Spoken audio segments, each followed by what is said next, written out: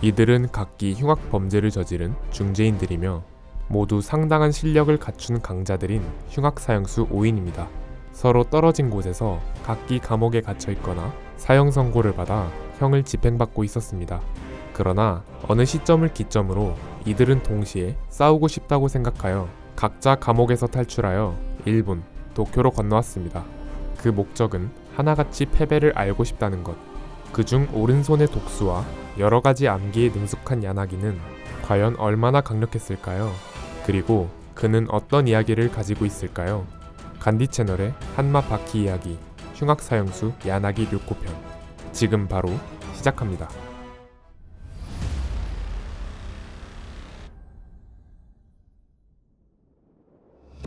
수감 중 죄수 여럿을 죽이거나 중태에 빠뜨린 죄로 총알도 뚫지 못하는 강화유리로 된 케이지 안에 갇혀 있었으나 손바닥 안에 진공 상태를 만들어 강화유리에 흡착 후 떼버리면서 강화유리를 손쉽게 파괴하고 간수들을 학살하며 탈출한 뒤 패배를 알기 위해 도쿄로 향했습니다. 160cm도 안 되는 왜소한 체구라서 사형수들 중에서 가장 작고 위협적이지 않은 중년 아저씨로만 보이지만 그 실체는 당연히 흉악 사형수라는 이름처럼 극도로 위험한 인물입니다. 과거 시부카와 고키의 한쪽 눈을 못쓰게 만들었으며 자신의 스승인 쿠니마츠의 한쪽 팔을 잘라버린 것도 야나기였습니다. 시부카와 고키와의 재회에서 뜨거운 주전자를 건네면서 틈을 만드는 재치와 갖고 있던 암기로 고키의 한쪽 눈을 겨냥하는 등 한순간에 압도하는 모습을 보여주었습니다.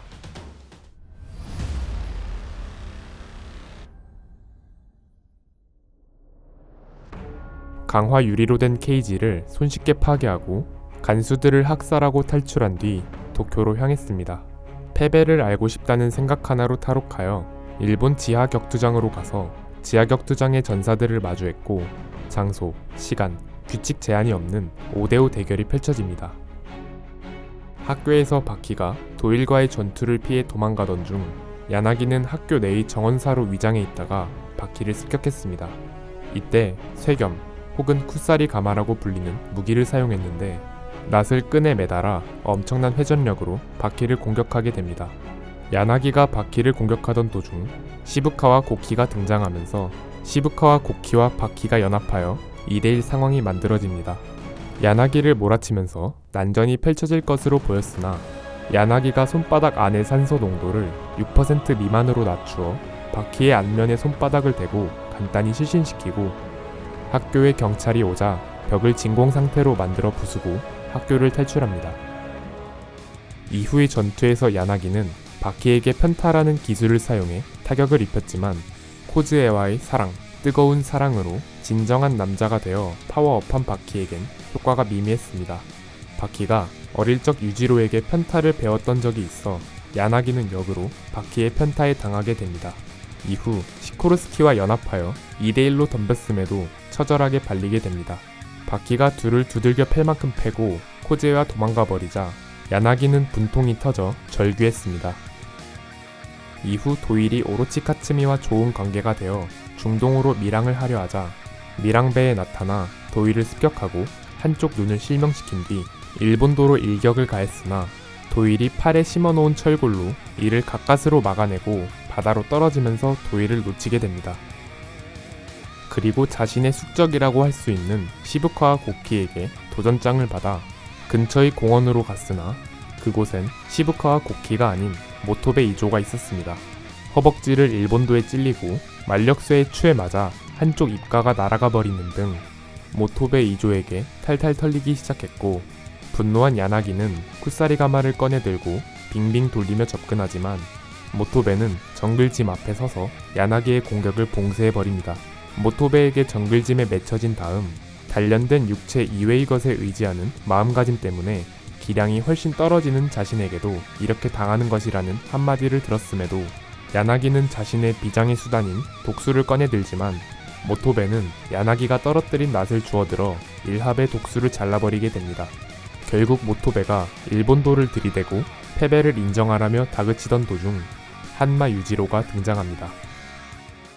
유지로는 야나기의 패배를 선언하지만 야나기는 당신이 아무리 강하다 하더라도 이 승부의 승패를 결정하는 건 당신이 아니다 라고 응수했으며, 그 말을 들은 유지로도 그게 정답이다, 칼로 다리를 찔리고 한쪽 손목이 잘리고 만신창이가 되어도 자신이 인정하지 않는다면 아직 패배한 게 아니다 라고 동조해 줍니다. 승패란 결국 싸우는 당사자가 멋대로 결정하면 그만이라는 논리를 펼칩니다. 뒤늦게 시부카와가 현장에 도착하자 유지로는 말을 너무 많이 해서 졸리다고 이만 가봐야겠다고 하다가 그대로 몸을 돌려 야나기의 얼굴에 백스핀 블로우를 날리고 야나기를 강제로 KO시킵니다. 유지로는 굴복하지 않는 것은 자신과 싸우자는 것이라는 말을 남기고 야나기는 그대로 쓰러지게 됩니다. 이후 야나기는 기존에 수감되었던 곳으로 돌아와 모토베에게 잘렸던 손목엔 갈고리 의수를 장착했으며, 모토베의 만력세와 유지로에게 맞고 파괴된 얼굴은 아크릴 피부를 이식해 근육과 치열이 그대로 드러나 있었습니다. 이전과 같이 강화유리 감옥에 갇힌 채 주저앉아 멍하니 초점을 잃은 채로 정면만 바라보는 모습을 보여주면서 모토베와 유지로에게 크게 당한 후 정신이 나간 것 같았습니다. 이렇게 반페인이 된 것처럼 보이던 야나기를 일반 병동으로 옮기자는 안이 받아들여져 이송을 위해 소총으로 무장한 간수들이 감옥 문을 열고 들어오자 침대 시트를 휘둘러 목격자들의 시선을 차단하고 간수들을 끔찍하게 살해한 후 자취를 감추게 됩니다. 리벤지 도쿄편에서 근황이 소개된 다른 사형수들은 탈옥할 여력조차 없거나 수감에 순응하고 있는 것처럼 묘사되는데, 흉악 사형수들 중 유일하게 자신의 의사로 탈옥한 사형수입니다.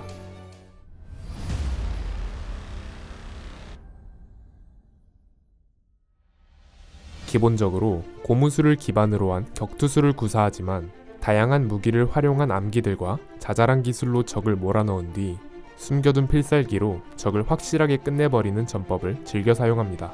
그가 작중에서 보여준 기술들을 보면 여타 등장인물과 비교해봐도 다채로운 구성을 자랑합니다. 첫 번째는 공도입니다.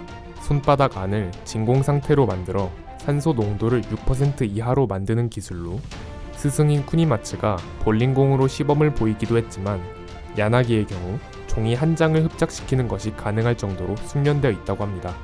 이 상태로 손을 벽에다 흡착시킬 시 시멘트나 강화유리마저 구멍을 내버릴 정도의 파괴력을 자랑하며, 사람의 호흡기 위로 덮을 시 단번에 기절시킬 수 있는데, 실제로 작중에서 이 기술로 바퀴를 한번 녹다운 시키기까지 했습니다. 하지만 일단 나름의 준비 자세도 필요해 보이며, 손바닥으로 상대의 호흡기를 완전히 덮는다는 것 자체가 상대가 방심하지 않으면 성공해내기가 어려운 단점이 있습니다. 야나기도 이후 사용하지 않는 것을 미루어 보면 이 단점을 알고 있는 듯 합니다. 두 번째는 온갖 천연 독을 자신의 손에 스며들게 해서 완성한 진짜 독수로 손으로 접촉한 상대를 맹독으로 중독시킬 수 있습니다. 수련법이 굉장히 어렵고 가혹하다고 합니다. 온갖 독충과 독초를 모아 독 모래를 만들고 이 모래에 손을 넣어 찌르기 수련을 하며 자신의 손을 직접 중독시킨 뒤 해독 작업을 반복하는 것입니다. 게다가 손이 독에 잠식되면서 보라색으로 변색되어도 이 수련을 계속해야 하는데, 몹시 고통스러운지 수련 중 고통을 이겨내지 못해 손을 잘라버리는 경우도 있다고 합니다. 도일은 이 독수에 스치면서 남은 한쪽 눈이 실명했습니다. 바퀴와의 싸움에선 2차전부터 사용했는데 바퀴가 중독될 기미가 안 보이자 왜 자신의 독이 먹히지 않는 거냐며 경악했으나 실제로는 먹히긴 먹혔습니다.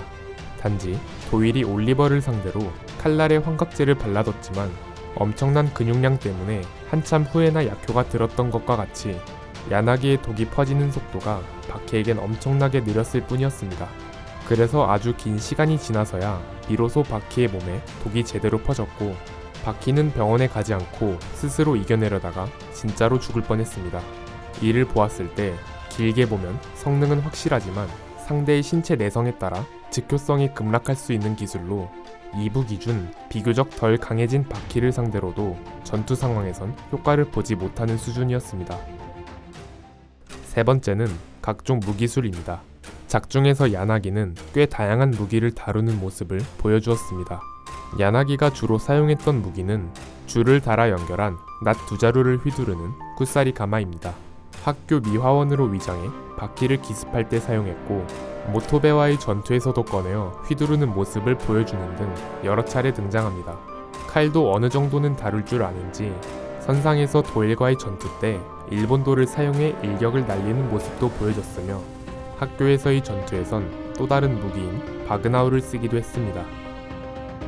마지막으로 타격 기술인 편타가 있는데 몸에 힘을 쭉 빼고 흐느적거리다가 팔을 채찍처럼 후려쳐서 타격하는 기술입니다. 아무리 단련을 한다 한들 피부까지 단련할 수는 없으므로 무수한 대결과 단련으로 맷집을 키우더라도 일반인과 동등한 수준의 아픔을 느끼며 맞은 부분은 피부 살점이 그대로 떨어져 버립니다. 게다가 야나기의 손은 독수이므로 중독 효과도 함께 붙게 됩니다. 다만 한나 유지로가 어릴 적 바키에게 편타를 가르쳐줬었고 이 기술은 여자나 아이가 사용하는 호신술이라 비하했던 적이 있었습니다. 바키는 오히려 역으로 야나기를 편타로 두들겨 패버립니다. 참고로 이 편타라는 기술은 애니메이션 제작 불량 이후의 전개에서 바키가 피클과 유지로와 싸울 때도 써먹었고 레츠카이오가 중국 무술계에선 콜럼버스의 달걀로 칭해진다고 치켜세워주는 등 사실 성능도 좋고 대단한 기술임이 밝혀져 과거 유지로가 여자나 아이가 사용하는 것이라고 비하했던 건 이 편타라는 기술이 본인의 취향에 맞지 않아서 그랬던 것 같습니다.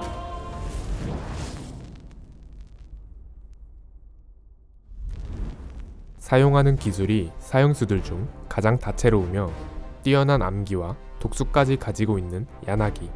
과연 그는 타로쿠 어디로 향했을까요? 그리고 그는 모토베와 유지로에게 복수를 계획하고 있을까요? 유일하게 다시 탈옥한 사형수인 만큼 재등장에 많은 기대가 되는 인물입니다. 긴 영상 시청 감사드리고 저희는 간디 채널이었습니다. 감사합니다.